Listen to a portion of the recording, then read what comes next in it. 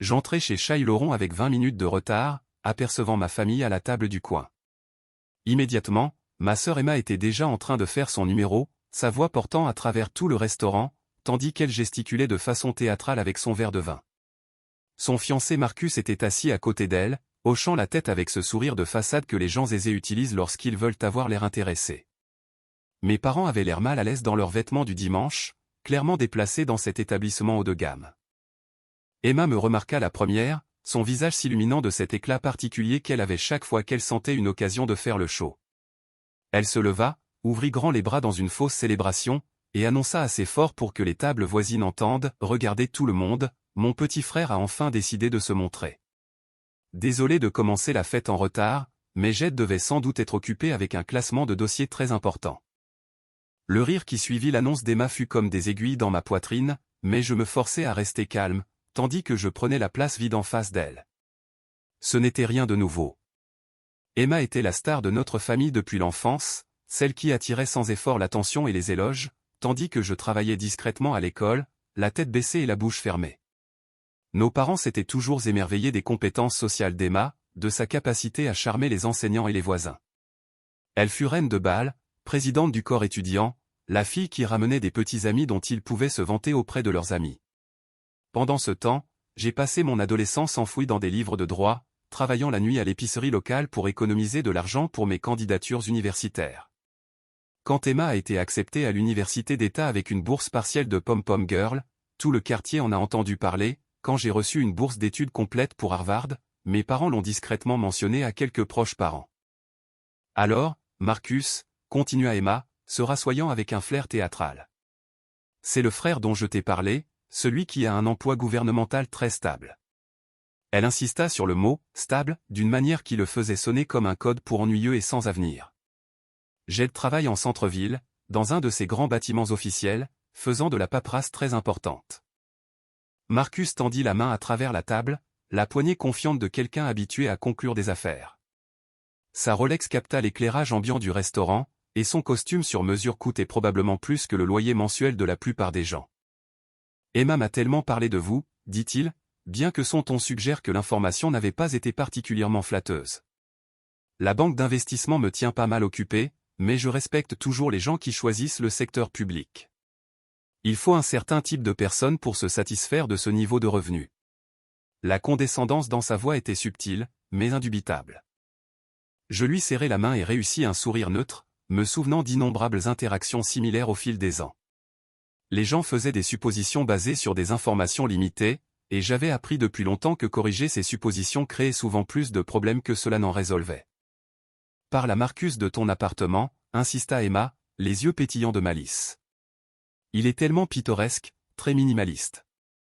Tu sais, quand on ne peut pas se permettre beaucoup de meubles, moins, c'est vraiment plus. Notre père s'agita inconfortablement sur sa chaise, souhaitant clairement qu'Emma atténue sa cruauté, mais manquant de l'autorité ou de l'assurance pour intervenir. Notre mère se concentra intensément sur sa salade, un mécanisme d'adaptation familier après des années de dîner de famille transformé en vitrine pour Emma.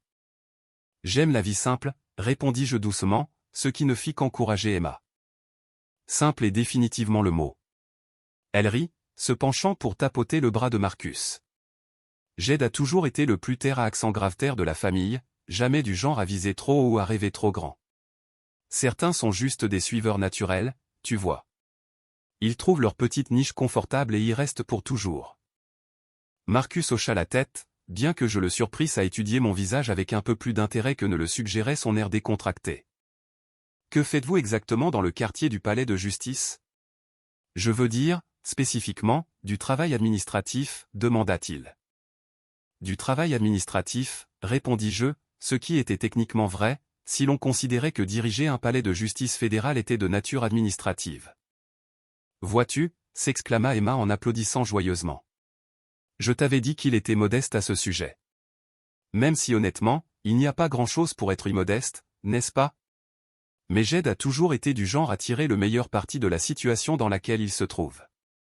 La conversation dériva vers le travail de Marcus, et j'appris qu'il était spécialisé dans les fusions et acquisitions d'entreprises, gagnant ce qu'il a mentionné avec désinvolture comme étant un salaire confortable à 6 chiffres. Emma rayonnait de fierté alors qu'il décrivait sa dernière transaction, impliquant l'acquisition d'une chaîne d'hôtels de luxe dans le sud-est. La seule commission sur cette transaction paiera notre lune de miel, s'exclama Emma. Nous pensons à la Toscane, peut-être la côte amalfitaine, quelque chose de sophistiqué, tu sais, quelque chose qui corresponde à notre style de vie. Marcus sourit avec indulgence et atteignit la poche de sa veste, en sortant une petite boîte de velours. En fait, j'espérais rendre ce dîner encore plus spécial, dit-il, ouvrant la boîte pour révéler une bague en diamant qui capta la lumière comme une petite étoile. Emma, veux-tu m'épouser? La demande en mariage était clairement mise en scène pour le bénéfice de la famille, car le cri ravi d'Emma suggérait qu'elle s'y attendait. Elle tendit sa main à travers la table pour que nos parents admirent la bague, parlant rapidement des plans de mariage et des listes d'invités. Bien sûr, nous devrons garder la cérémonie relativement intime, dit-elle, me lançant un regard significatif. La famille de Marcus évolue dans des cercles très exclusifs, et nous voulons nous assurer que tout le monde se sente à l'aise. Certaines personnes s'intègrent naturellement mieux que d'autres dans certains environnements sociaux. L'implication était limpide, je ne ferai pas partie du cortège de mariage, et je ne serai peut-être même pas invité à la réception. Emma avait trouvé son passeport pour la vie qu'elle avait toujours cru mériter, et elle n'allait pas laisser les obligations familiales compromettre sa nouvelle position sociale. C'est tout à fait compréhensible, dit doucement notre mère, bien que ses yeux reflétassent la peine qu'elle essayait de cacher. C'est ton jour spécial, ma chérie. Je restais silencieux, me souvenant de toutes les nuits où j'avais fait des doubles quarts pour payer mes études de droit, tandis qu'Emma naviguait à travers son diplôme de communication grâce aux économies de nos parents et à des prêts étudiants qu'il pouvait à peine se permettre. Je pensais aux années que j'avais passées à travailler pour des juges, qui m'avaient appris que le vrai pouvoir était discret, respectueux, et se gagnait par le dévouement plutôt qu'il n'était hérité par les relations ou acquis par le mariage. Ne t'inquiète pas, Jed, ajouta Emma avec une fausse douceur. Je suis sûr que nous trouverons un moyen pour que tu participes. Peut-être que tu pourras aider avec le stationnement ou quelque chose de pratique dans le genre. Le téléphone de Marcus vibra, et il y jeta un coup d'œil avec l'efficacité habituelle de quelqu'un habitué à être constamment disponible pour ses clients. Son expression changea légèrement en lisant le message, mais il remit le téléphone dans sa poche et reporta son attention à la table. « Je suis curieux de connaître les antécédents professionnels de votre famille, dit-il, son ton suggérant qu'il s'agissait d'une conversation décontractée, plutôt que de ce qui ressemblait de plus en plus à un entretien. Emma a mentionné que vous travailliez pour les services postaux, monsieur. Il dirigea cette question vers notre père, qui hocha la tête avec la dignité tranquille d'un homme qui avait passé 35 ans à s'assurer que les gens recevaient leur courrier, quelle que soit la météo, les jours fériés ou les inconvénients personnels. 35 ans, confirma papa. J'ai commencé comme facteur, j'ai gravi les échelons jusqu'à superviseur avant la retraite. Un bon travail stable, des avantages syndicaux. Rien de glamour, mais ça a nourri la famille et envoyé nos 2 enfants à l'université. Et Madame Henderson, vous travaillez en comptabilité? Le sourire de notre mère était contraint. Comptabilité, en fait, à temps partiel pour un petit cabinet médical. Le cabinet du docteur Morrison sur Maple Street. J'aide avec la facturation et les demandes de remboursement d'assurance. Marcus hocha la tête avec l'intérêt poli de quelqu'un qui catégorisait mentalement les gens dans des hiérarchies professionnelles. Dans son monde, les postiers et les comptables à temps partiel étaient des prestataires de services invisibles, les gens qui rendaient sa vie confortable possible, mais qu'il n'avait jamais à considérer comme des égaux. C'est merveilleux qu'Emma soit devenue si ambitieuse malgré, eh bien, des débuts modestes, dit-il, ayant apparemment l'intention de faire un compliment. Elle a un instinct de leadership naturel, un vrai potentiel de cadre. Emma rayonnait pratiquement sous cet éloge, se redressant et imitant inconsciemment la posture confiante de Marcus. J'ai toujours su que j'étais destinée à de plus grandes choses, dit-elle. Mon poste de directrice marketing n'est vraiment que le début. Marcus pense que je pourrais facilement passer à l'immobilier de luxe ou peut-être à la communication d'entreprise. La clé, c'est le réseautage, expliqua Marcus, sa voix prenant le ton de quelqu'un délivrant une sagesse évidente à des gens trop simples pour l'avoir comprise eux-mêmes. La réussite consiste à se positionner autour des bonnes personnes, à apprendre de ceux qui ont déjà accompli ce que vous voulez accomplir. Vous ne pouvez pas laisser la loyauté familiale vous freiner, s'il ne fonctionne pas à votre niveau. La cruauté de cette déclaration, prononcée avec tant de désinvolture alors que nos parents étaient juste là, me laissa momentanément sans voix. Emma hocha la tête avec impatience, apparemment inconsciente du fait que Marcus lui disait essentiellement d'abandonner les personnes qui avaient tout sacrifié pour lui donner des opportunités. Exactement, acquiesça-t-elle. Il faut être réaliste quant aux limites des gens. Certaines personnes se contentent de petites vies, et c'est très bien, mais on ne peut pas laisser leur manque d'ambition nous entraîner vers le bas. Le téléphone de Marcus vibra à nouveau, et cette fois, son regard sur l'écran dura plus longtemps. Ses sourcils se froncèrent légèrement, et il leva les yeux vers moi avec une attention accrue. « Jed, vous avez mentionné un travail administratif dans le quartier du palais de justice. Travaillez-vous directement pour la ville, ou s'agit-il du gouvernement du comté ? » « Fédéral, répondis-je simplement. « Ah, la bureaucratie fédérale, » dit Marcus avec le sourire entendu de quelqu'un qui croyait comprendre comment fonctionnait le gouvernement. « C'est là qu'est la vraie sécurité d'emploi, n'est-ce pas ? Les avantages, la retraite, les heures régulières. J'imagine que le rythme est assez détendu par rapport au secteur privé. » Emma gloussa. Jed a toujours été le prudent. Il a probablement toute sa carrière tracée jusqu'à la retraite.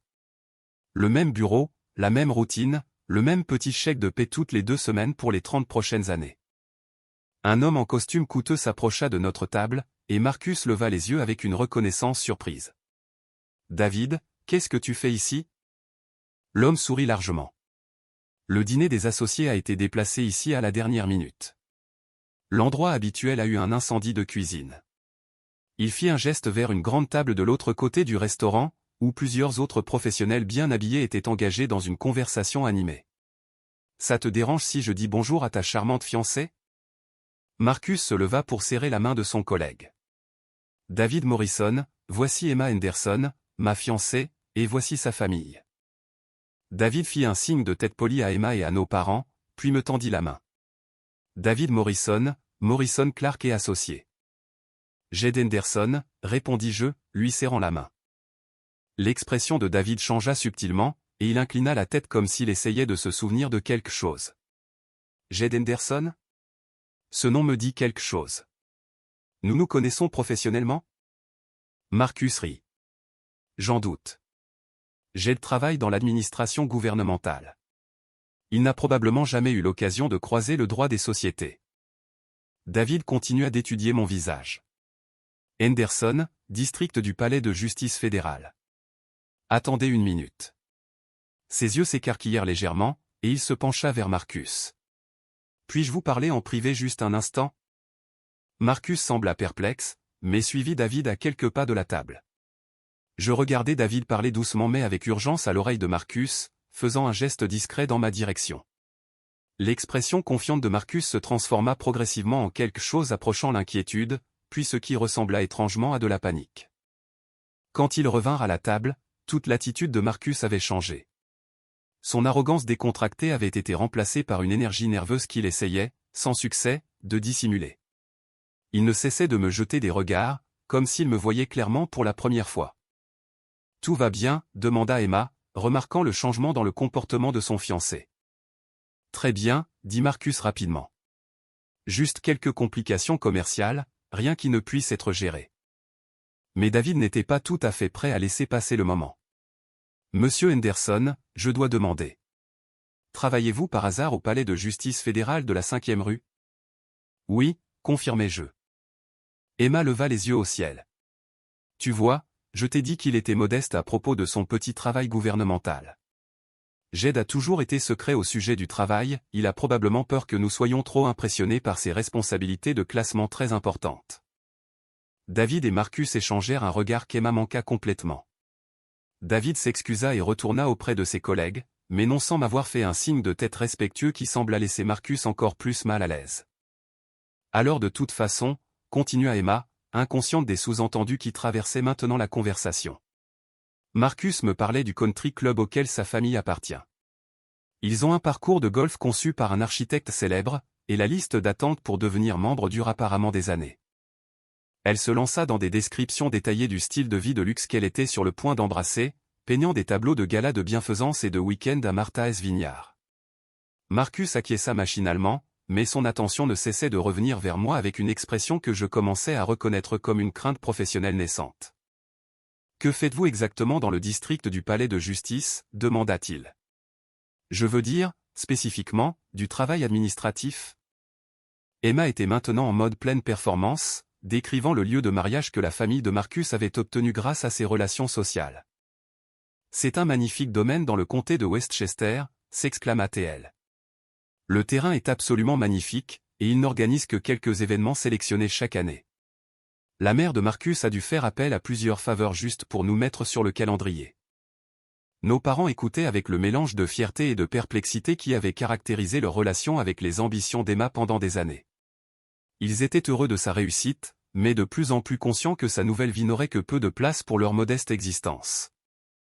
Le téléphone de Marcus vibra une troisième fois, et cette fois, il y répondit, malgré la gêne sociale de prendre des appels pendant le dîner.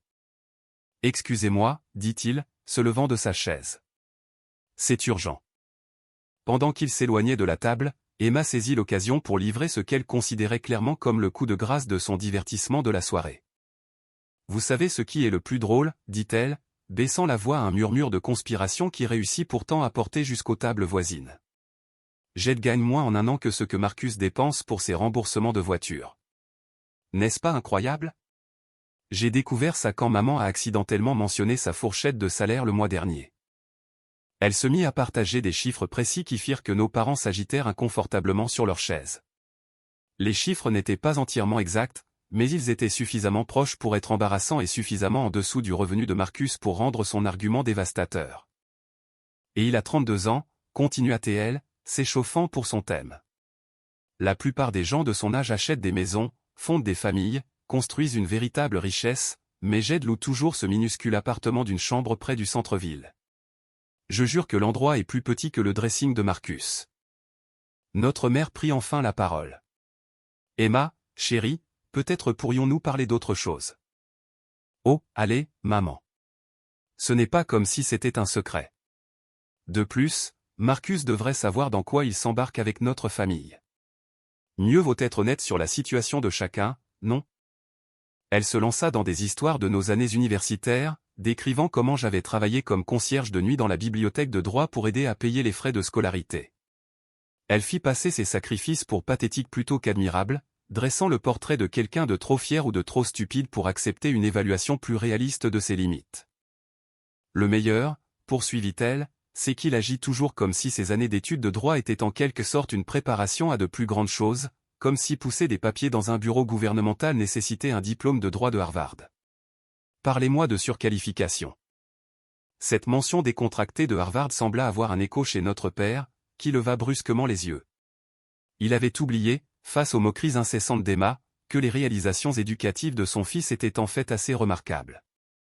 Marcus revint de son appel téléphonique, l'air pâle et distrait. Il s'assit lourdement et attrapa immédiatement son verre de vin, le buvant en 2 grandes gorgées.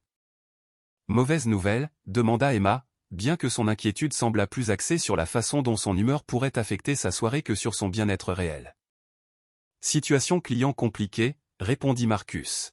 « Quelques problèmes avec un dépôt de dossier au tribunal fédéral qui nécessite une attention immédiate. » Emma hocha la tête avec sympathie, mais ramena rapidement la conversation vers la planification du mariage. Bref, j'étais juste en train de parler à tout le monde du budget traiteur. La famille de Marcus insiste pour utiliser cette société exclusive qui gère tous les événements de la haute société de la région. Le menu seul va coûter plus que ce que certaines personnes gagnent en 6 mois.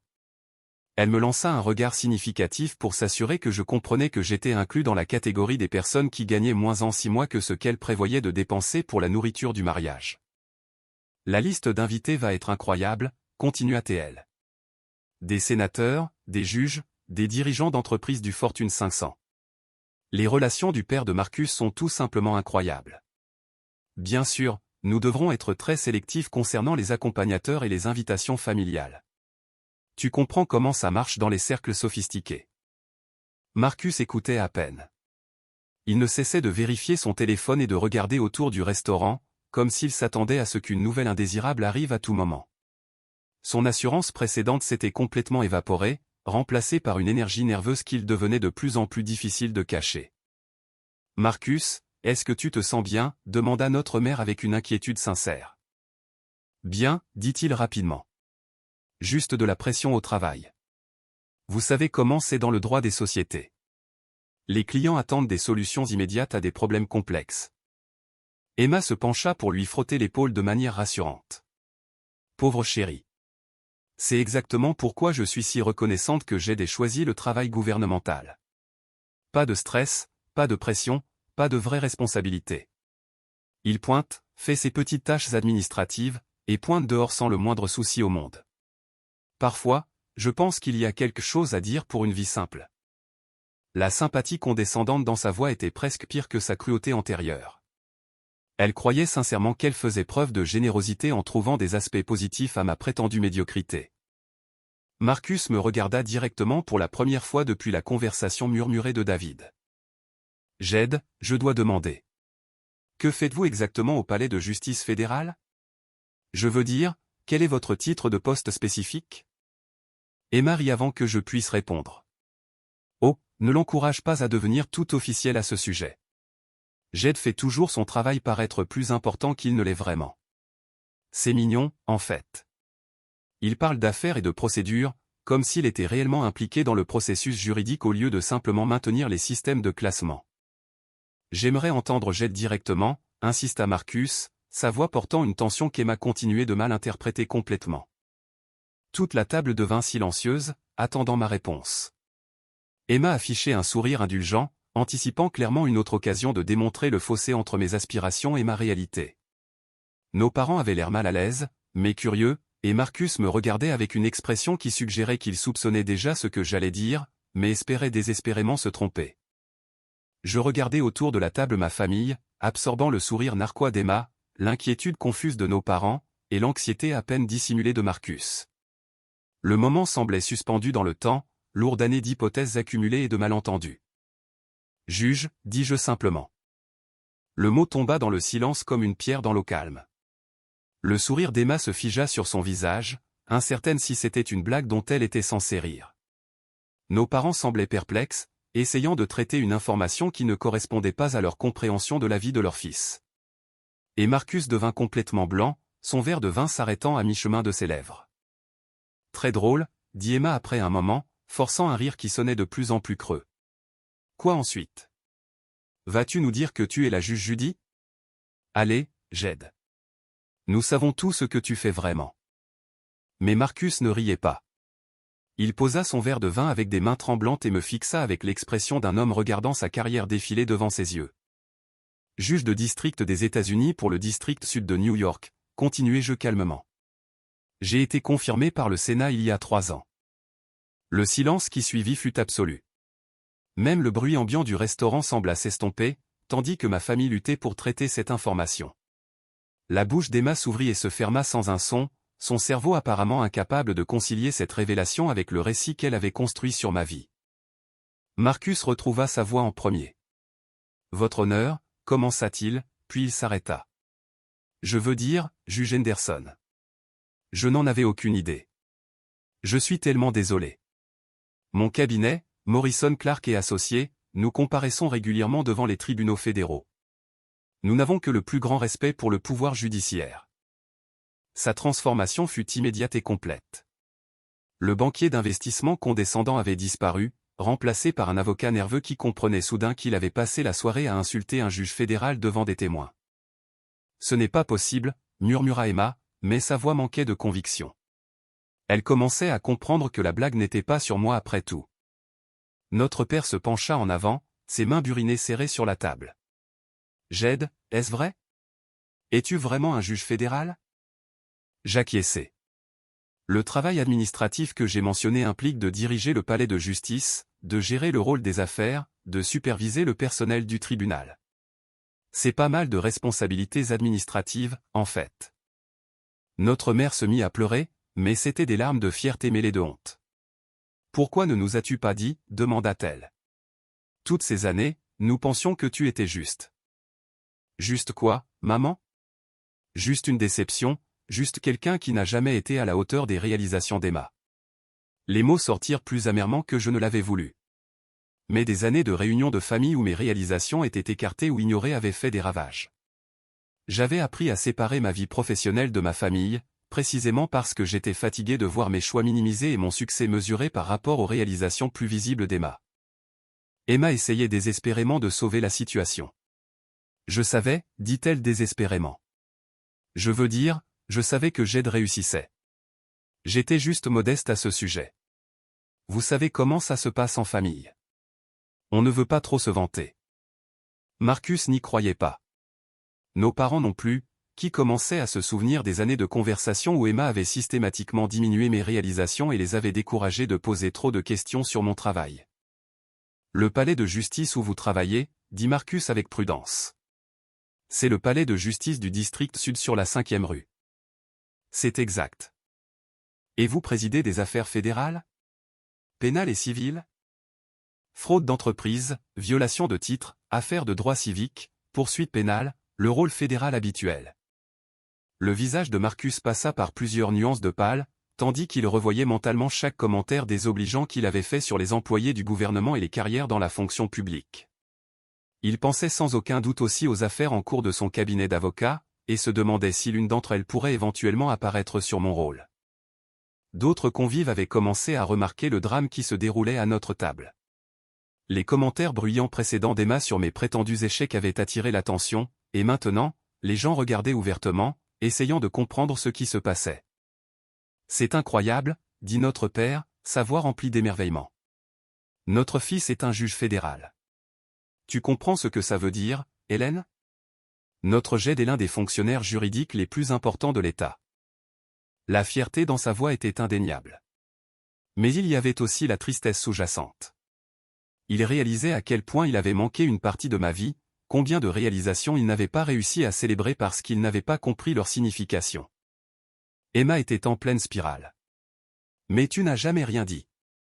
Tu nous as laissé croire que tu faisais juste de la paperasse. Tu nous as fait passer pour des idiots. Je vous ai fait passer pour des idiots, demandai-je doucement.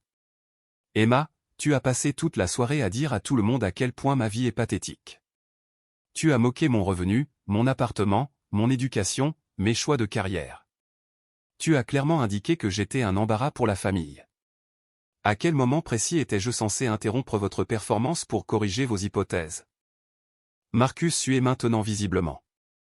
Juge Henderson, s'il vous plaît, comprenez que je n'avais aucune idée de votre poste. Si j'ai dit quoi que ce soit d'inapproprié ou d'irrespectueux, je m'en excuse sincèrement.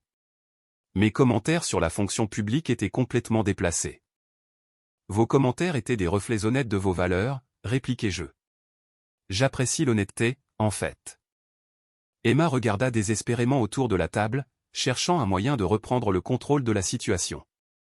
Ce n'est qu'un gros malentendu, dit-elle. Nous sommes une famille. Nous nous soutenons les uns les autres, n'est-ce pas, Jed? Dis-leur que nous nous soutenons. Mais le soutien avait été notoirement absent de notre relation pendant des années, et tout le monde à table le savait.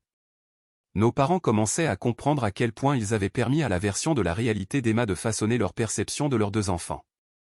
Le restaurant était devenu plus silencieux, car plus de gens étaient conscients du drame à notre table. Les serveurs chuchotaient entre eux près de la cuisine, et j'ai surpris plusieurs personnes en train de prendre discrètement des photos avec leur téléphone.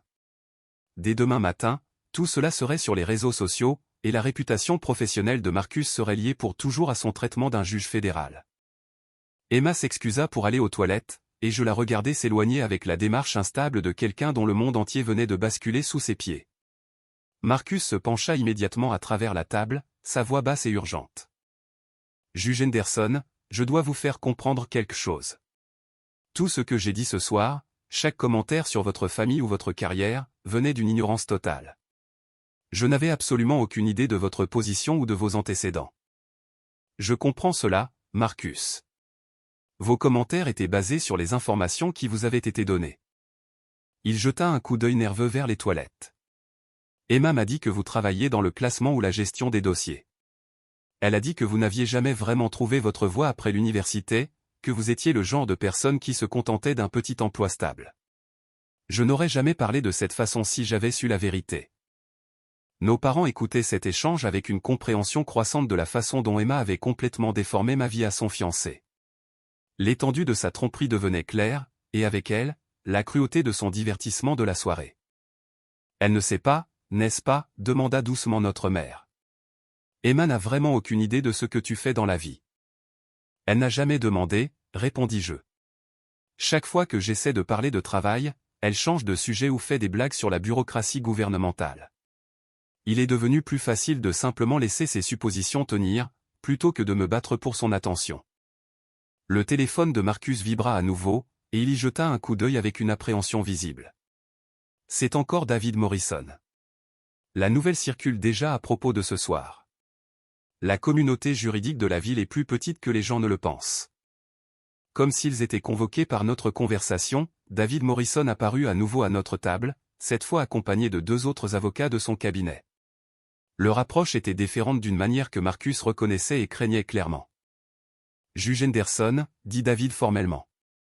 Je voulais vous présenter mes collègues, Sarah Chen et Michael Rodriguez, de notre groupe de pratique fédérale. » Les présentations furent gérées avec la courtoisie professionnelle que les avocats montraient toujours aux juges fédéraux. Mais je pouvais voir la confusion dans leurs yeux, alors qu'ils essayaient de concilier ma présence à ce dîner de famille avec les potins qui circulaient sans aucun doute déjà sur le comportement de Marcus. Nous discutions justement de l'affaire Peton Industries, dit Sarah. Celle où vous avez rendu cette décision historique sur les exigences de divulgation des entreprises. Un raisonnement juridique brillant, votre honneur. Emma revint des toilettes pour trouver 3 avocats traitant son frère avec le genre de respect habituellement réservé aux dignitaires en visite. Sa tentative de se réinsérer dans la conversation fut pénible à regarder. « Oh, bien.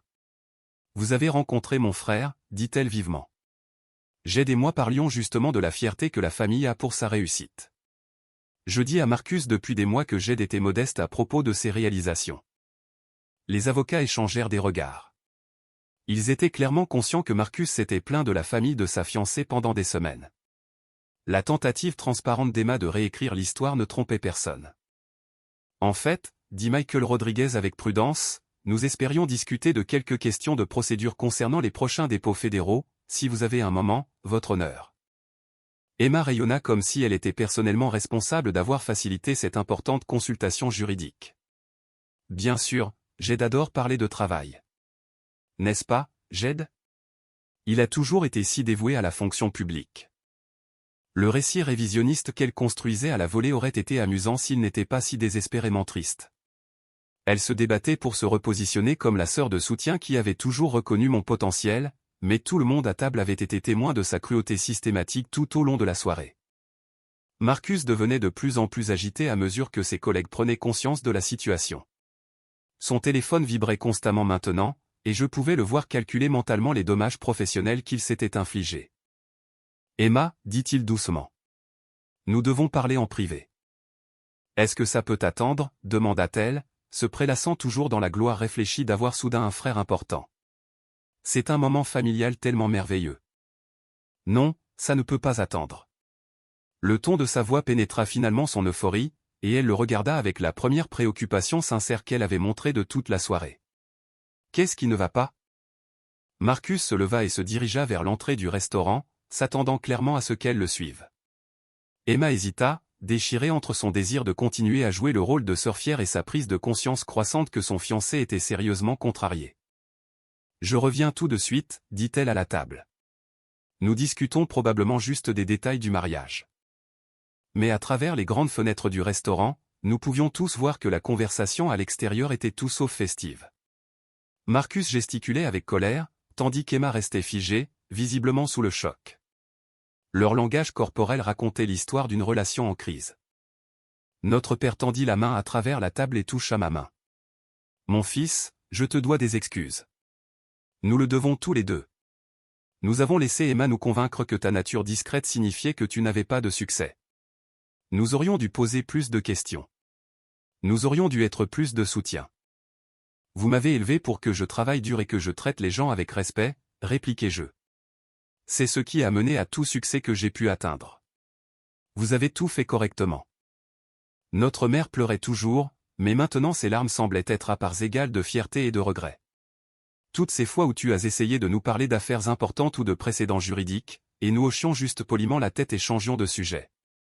Nous pensions que tu essayais de rendre ton travail plus intéressant qu'il ne l'était. Les avocats s'étaient discrètement retirés pour laisser notre famille dans l'intimité, mais leur présence dans le restaurant garantissait que la nouvelle des événements de la soirée se propagerait rapidement à travers la communauté juridique. La réputation de Marcus était déjà irréparablement endommagée. Emma revint seule. Son visage était strié de larmes, et son assurance était complètement brisée. Elle s'effondra sur sa chaise sans regarder personne. Il a rompu avec moi, annonça T.L. à la table. Marcus a dit que je suis cruel et malhonnête, et que ce soir a prouvé que nous avions des valeurs incompatibles. Il a dit que sa famille avait raison d'avoir des inquiétudes concernant mes antécédents. L'ironie était dévastatrice. La tentative d'Emma de démontrer sa supériorité sur sa famille avait détruit sa chance d'échapper à ses antécédents. Sa cruauté envers moi lui avait coûté la relation qu'elle chérissait par-dessus tout. Il a dit que j'ai humilié un juge fédéral en public, et que tout le monde dans la communauté juridique le saura au matin. Il a dit que je l'ai fait passer pour un idiot, et que la réputation de son cabinet pourrait en être affectée. Nos parents semblaient bouleversés, incertains de comment réconforter leur fille, tout en traitant leurs propres sentiments concernant son comportement. La soirée avait révélé des aspects du caractère d'Emma qui étaient difficiles à concilier avec l'image qu'ils avaient d'elle comme leur enfant réussi et ambitieux. « Emma, dis-je doucement. Je suis désolé pour Marcus, mais tu dois comprendre que ce n'est pas ma faute. Votre relation s'est terminée à cause des choix que tu as faits, pas parce que j'ai révélé des informations sur ma carrière. » Elle leva les yeux vers moi, plein de colère et de douleur. « Tu aurais pu arrêter ça. Tu aurais pu me dire qui tu étais avant que je ne m'embarrasse. Quand tu te moquais de mon éducation, quand tu partageais des détails sur mon revenu, quand tu expliquais à ton fiancé pourquoi je n'étais pas assez bien pour être à ton mariage, à quel moment précis étais-je censé interrompre ta performance? La vérité était dure, mais nécessaire. Emma avait créé cette situation par des années de cruauté systématique, et elle devait comprendre que les actions avaient des conséquences, même au sein des familles. Le trajet du retour se déroula dans un silence pesant. La voiture d'Emma avait refusé de démarrer sur le parking du restaurant, ajoutant une panne mécanique à sa soirée de désastre personnel. Elle était assise sur la banquette arrière de la voiture de nos parents, fixant les lumières de la rue avec l'expression vide de quelqu'un dont la vision du monde entier venait de s'effondrer.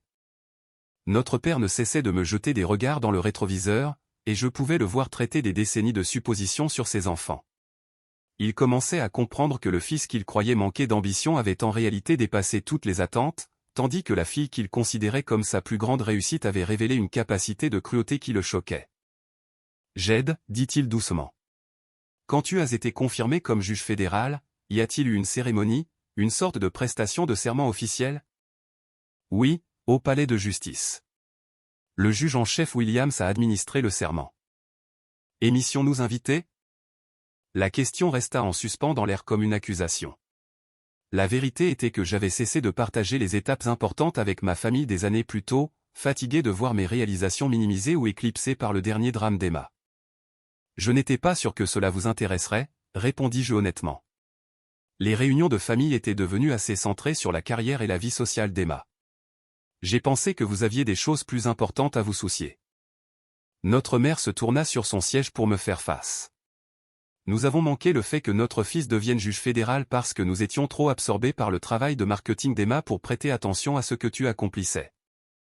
La dévastation dans sa voix était indéniable. Elle réalisait que pendant qu'ils célébraient les réalisations professionnelles relativement mineures d'Emma, ils avaient complètement ignoré l'ascension de leur fils à l'un des postes les plus prestigieux du système juridique américain. Emma prit enfin la parole, sa voix à peine au-dessus d'un murmure. « Depuis combien de temps es-tu juge ? 3 ans. J'ai été nommé par le président et confirmé par le Sénat quand j'avais 29 ans. C'était couvert dans toutes les principales publications juridiques et dans plusieurs journaux. Je ne comprends pas, dit-elle. Comment est-ce possible? Tu travaillais dans ce cabinet d'avocat après l'université, faisant des recherches ou quelque chose comme ça. Comment es-tu passé de ça à juge fédéral? La question révélait l'étendue de son ignorance sur ma vie. Elle n'avait aucune idée que mon poste de recherche avait été un clerc auprès du juge de la Cour suprême Thomas, l'un des postes les plus prestigieux accessibles aux jeunes avocats. Elle ne savait rien des années que j'avais passées au bureau du procureur des États-Unis à poursuivre des crimes fédéraux, ni des affaires historiques que j'avais gérées en tant que procureur fédéral.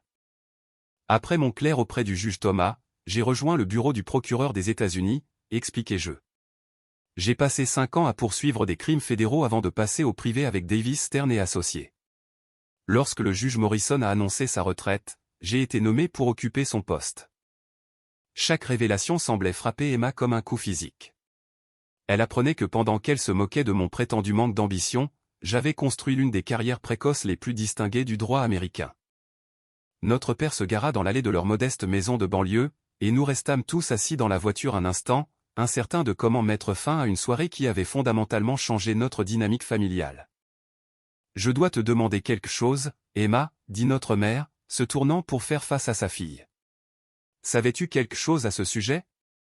Savais-tu quelle était la vraie carrière de Jed et as-tu choisi de nous le cacher? » Le silence d'Emma était une réponse suffisante. Elle en savait assez pour comprendre que mon travail était plus significatif qu'elle ne le prétendait. Mais elle avait délibérément minimisé mes réalisations pour maintenir sa position d'histoire de réussite de la famille. « Tu nous as laissé manquer les plus grandes réussites de ton frère parce que tu étais jalouse, dit notre père, sa voix remplie d'une déception qui sembla le vieillir de plusieurs années en quelques instants. « Je n'étais pas jalouse, protesta faiblement Emma. Je pensais juste, je veux dire, nous réussissions tous à notre manière. Il n'y avait aucune raison d'en faire tout un plat. » Mais ces protestations sonnaient creuses. La vérité était évidente pour tout le monde dans la voiture. Emma avait systématiquement supprimé les informations sur mon succès pour préserver son statut de principale source de fierté de la famille. Nous sommes entrés dans la maison et je me suis retrouvé à regarder les pièces familières avec des yeux neufs. Les murs étaient couverts de photographies et de souvenirs de la vie d'Emma, photos de remises de diplômes, trophées de pom-pom girl, coupures de journaux de ses campagnes de marketing. Il n'y avait aucun rappel visible de mes réalisations, aucune indication que la famille avait une raison d'être fière de son fils. Emma disparut dans son ancienne chambre, et nous pouvions l'entendre passer des appels téléphoniques frénétiques, probablement à des amis qui pourraient offrir de la sympathie pour son désastre romantique. Mais la nouvelle des événements de la soirée se propageait déjà dans son cercle social, et je soupçonnais qu'elle y trouverait peu de réconfort. Nos parents et moi nous sommes assis dans le salon, essayant de traiter l'ampleur de ce qui avait été révélé. Le silence n'était brisé que par le bruit des sanglots étouffés d'Emma à l'étage. « Je ne comprends pas comment nous nous sommes trompés à ce point, » dit finalement notre mère. « Comment sommes-nous devenus le genre de parents qui ignoraient la réussite d'un enfant tout en permettant la cruauté d'un autre? Vous n'êtes pas de mauvais parents, les assurai-je. Emma est charmante et extravertie, et ses réalisations sont faciles à comprendre et à célébrer. Mon travail est plus compliqué à expliquer, et j'ai cessé d'essayer de le partager quand j'ai réalisé que vous n'étiez pas vraiment intéressé. » Notre père secoua la tête. « Nous t'avons déçu, mon fils. Nous avons laissé la personnalité d'Emma éclipser ta substance, et nous avons créé une dynamique familiale où son opinion comptait plus que la vérité. » La conversation se poursuivit tard dans la soirée, mes parents posant des questions détaillées sur ma carrière et exprimant leur étonnement face à des opportunités et des réalisations qu'ils n'avaient jamais su célébrer. C'étaient de bonnes personnes, manipulées par une fille qui refusait de partager la vedette, même avec son propre frère. Emma finit par émerger de sa chambre, les yeux rouges à force de pleurer, mais son expression durcie par un nouveau genre de désespoir. « J'ai besoin de ton aide, me dit-elle sans préambule. Marcus ne répond plus à mes appels, et je pense qu'il va répandre cette histoire dans toute la ville. Tu es un juge maintenant. Tu as de l'influence. Tu pourrais lui parler. Expliquer que ce soir n'était qu'un malentendu. » L'audace de sa demande était époustouflante. Après avoir passé des années à saper mes réalisations et une soirée entière à m'humilier en public, elle s'attendait à ce que j'utilise ma position pour nettoyer son gâchis. « Emma, je ne peux pas et je n'interviendrai pas dans tes relations personnelles. Et même si je le pouvais, pourquoi voudrais-tu épouser quelqu'un qui t'abandonnerait à l'instant où il apprendrait les vrais antécédents de ta famille? » « Parce que je l'aime, dit-elle désespérément. Parce que c'était ma chance d'avoir la vie que j'ai toujours voulu. Parce que tu ne comprends pas ce que ça fait de voir tout ce pourquoi tu as travaillé détruit en une seule nuit. » Le manque de conscience de soi était stupéfiant. Emma ne parvenait toujours pas à voir qu'elle avait détruit sa propre relation par sa façon de traiter les autres. Elle cherchait quelqu'un d'autre à blâmer, quelqu'un d'autre pour réparer les conséquences de ses choix. Nos parents échangèrent un regard qui suggérait qu'ils voyaient enfin leur fille clairement pour la première fois depuis des années. L'enfant prodige qui ne pouvait rien faire de mal s'était révélé capable d'une cruauté stupéfiante et d'un égoïsme choquant. Le lendemain matin apporta un règlement de compte auquel aucun de nous ne s'était attendu.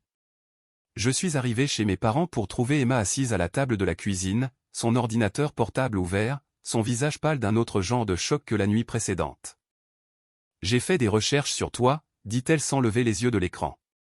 J'ai trouvé des articles sur des affaires que tu as présidées, des revues juridiques discutant de tes décisions, des reportages sur ta nomination et ta confirmation.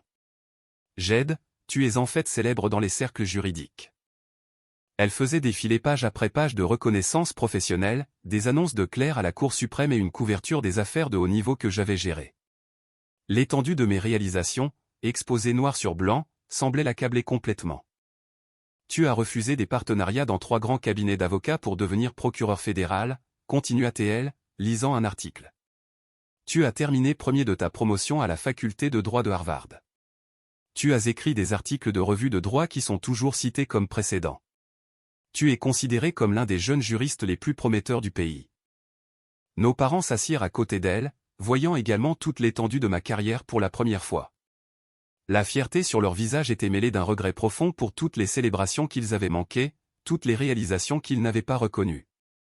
Il y a une photo ici de ta cérémonie de confirmation, dit doucement notre mère. Tu as l'air si sérieux et digne dans ta robe. Nous aurions dû être là. Nous aurions dû être les parents les plus fiers de la pièce. Emma ferma l'ordinateur portable et me regarda avec quelque chose qui s'apparentait à un remords sincère. J'ai détruit ma relation avec Marcus. Mais ce n'est même pas le pire. Le pire, c'est de réaliser que j'ai traité mon frère comme s'il était un échec, alors qu'il réussissait en fait plus que je ne pourrais jamais rêver. La réussite n'est pas une compétition, Emma. Ah bon, demanda-t-elle. J'ai passé toute ma vie à essayer d'être la star de cette famille, et il s'avère que tu étais une constellation pendant que j'étais juste une bougie vacillante.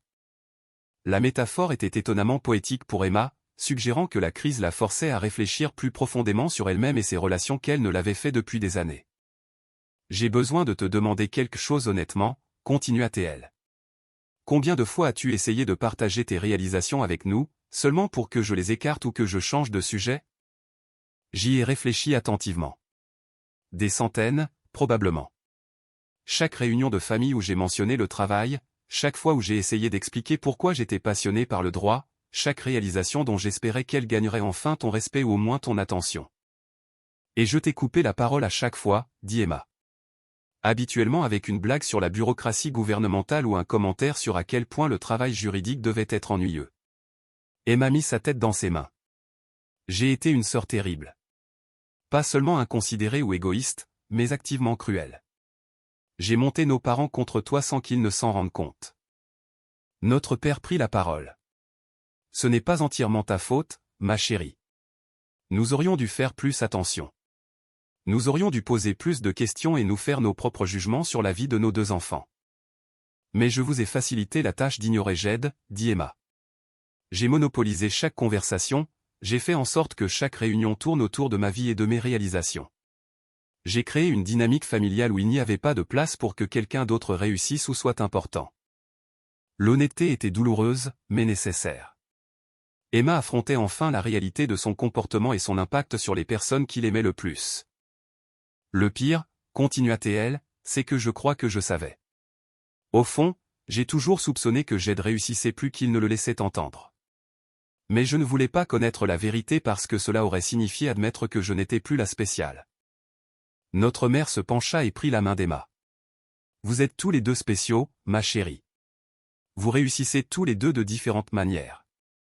Nous avons juste perdu cela de vue d'une façon ou d'une autre. Non, maman. J'ai perdu cela de vue. Et je me suis assuré que vous le perdiez de vue aussi. Le téléphone d'Emma vibra avec un message texte, et elle y jeta un coup d'œil avec une appréhension visible. C'est ma superviseure au travail. Elle veut me voir dès lundi matin. Apparemment, la nouvelle de la nuit dernière a atteint mon bureau. Les conséquences professionnelles commençaient à se manifester. Le cabinet de marketing d'Emma travaillait régulièrement avec des clients juridiques, et son humiliation publique d'un juge fédéral ne serait pas vue favorablement par les associés qui dépendaient du maintien de bonnes relations avec la communauté juridique. Je vais probablement perdre mon emploi, dit-elle doucement. L'ironie est parfaite. J'ai passé toute la soirée à me moquer de la carrière de Jed, tandis que la mienne était détruite par mon propre comportement. Tu ne perdras peut-être pas ton emploi, dis-je. Mais tu devras probablement faire face à des conversations difficiles sur la conduite professionnelle et les relations avec les clients. Emma hocha la tête. Je mérite tout ce qui arrive. Je souhaite juste pouvoir annuler la nuit dernière. Pas à cause des conséquences, mais parce que je déteste savoir que je suis le genre de personne qui pourrait traiter son propre frère de cette façon. Le regret semblait sincère, ce qui était plus que ce à quoi je m'étais attendu de quelqu'un qui avait rarement montré de remords pour ses actions dans le passé. La crise avait une façon de forcer les gens à affronter des aspects d'eux-mêmes qu'ils préféraient ignorer. Au cours des semaines suivantes, Emma a effectivement fait face à des conséquences professionnelles. Son cabinet la plaça en période probatoire, après que plusieurs clients eurent exprimé des inquiétudes concernant son jugement et son caractère. Marcus répandit la nouvelle de l'incident dans son cercle social, assurant que la réputation d'Emma souffre précisément dans le cercle qu'elle avait été si désireuse de rejoindre. Mais quelque chose d'inattendu s'est produit pendant cette période d'exil professionnel et social. Emma a commencé à faire du bénévolat dans une clinique d'aide juridique, initialement comme un moyen de démontrer son engagement envers l'éthique juridique, mais développant progressivement un intérêt sincère à aider les personnes qui n'avaient pas les moyens d'avoir une représentation juridique de qualité. Elle a commencé à prendre des cours du soir en études parajuridiques, découvrant qu'elle avait plus de curiosité intellectuelle qu'elle ne s'était jamais permis d'explorer. Ses compétences en marketing se sont révélées précieuses pour aider la clinique à communiquer plus efficacement avec les clients et les donateurs. 6 mois après notre dîner de famille désastreux, Emma rencontra Thomas Rivera, un défenseur public qui fut immédiatement impressionné par son dévouement aux causes de justice sociale. Leur relation se développa lentement, construite sur des valeurs partagées plutôt que sur des aspirations sociales. Nos parents commencèrent à assister à mes allocutions et cérémonies au tribunal, rattrapant des années d'occasions manquées de célébrer mes réalisations. Ils ont appris à poser des questions éclairées sur mon travail et à être fiers des contributions de leur fils à la jurisprudence américaine. Les dîners de famille qui reprirent plusieurs mois plus tard étaient différents de tout ce que nous avions connu auparavant. Les conversations étaient plus équilibrées, les réalisations et les intérêts de chaque personne recevant une attention et un respect sincères. Emma avait appris à écouter autant qu'elle parlait, et nos parents avaient appris à valoriser la substance plutôt que le style. Le mariage d'Emma avec Thomas fut une petite cérémonie, tenue dans un jardin communautaire, reflétant leur engagement commun envers la durabilité environnementale et la justice sociale.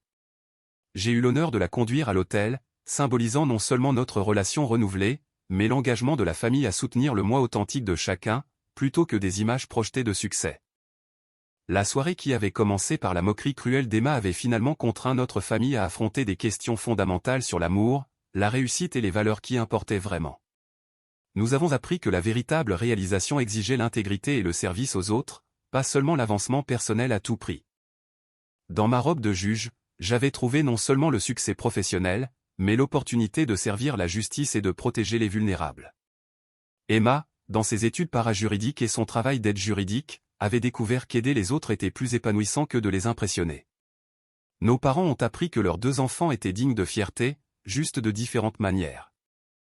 La leçon qui a émergé de notre crise familiale était simple, mais profonde, le vrai succès ne se mesure pas par la richesse ou le statut social, mais par l'impact positif que nous avons sur les autres et l'intégrité avec laquelle nous vivons nos vies.